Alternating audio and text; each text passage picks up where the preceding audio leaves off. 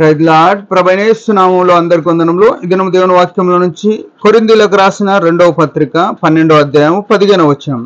కాబట్టి నాకు కలిగినది యావత్తు మీ ఆత్మల కొరకు బహు సంతోషముగా వ్యయపరచెదను, నన్నును నేను వ్యయపరచుకొందును. నేను మిమ్మను ఎంత ఎక్కువగా ప్రేమించుచున్నానో అంత తక్కువగా మీరు నన్ను ప్రేమింతురా?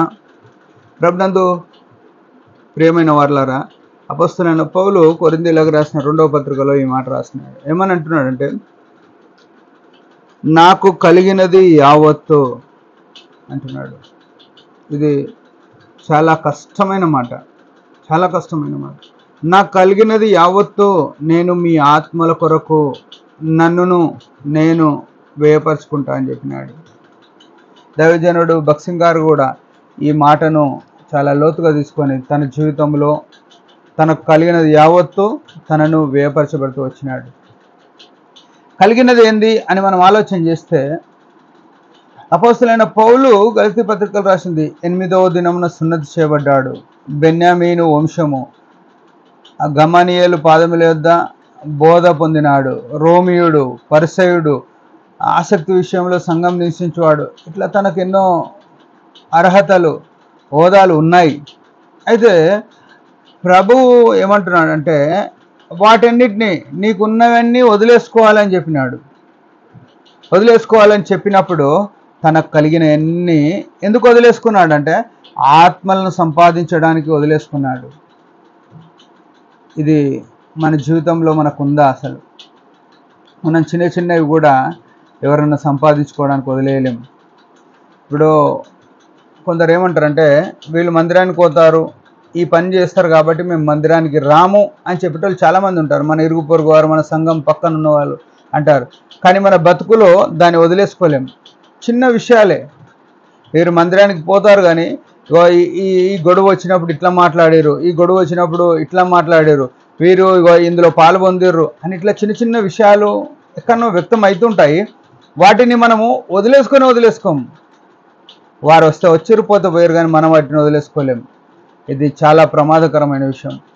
అపొస్తలుడైన పౌలు స్పష్టంగా చెప్పినాడు, నాకు కలిగినవన్నీ నేను వదిలేసిన, నాకు కలిగినది యావత్తు అన్నాడు. అంటే ఒక ఎంటీ, ఒక ఖాళీ పాత్రగా ఆయన చేయబడుతూ వచ్చినాడు. మనం కూడా మన జీవితంలో మనకు కలిగినవన్నీ వదిలేసుకున్నప్పుడే ప్రభు మహిమ, ప్రభు ఆత్మ, ఆయన శిలువ యొక్క ప్రభావము మనలో నింపబడుతుంది. అయితే ఆయన ఏమంటాడు, నన్నును నేను వ్యయపరచుకుందును అంటున్నాడు. ఈ మాట చాలా విచిత్రంగా ఉంది.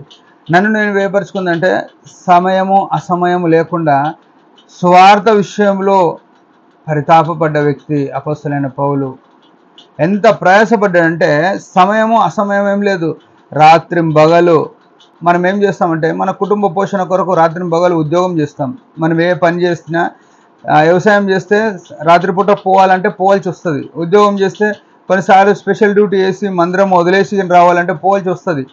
కానీ ఈయన అంతకంటే ఎక్కువ దేవుని పని కొరకు ఉన్నాడు అనే విషయం మనం ఎరగాల.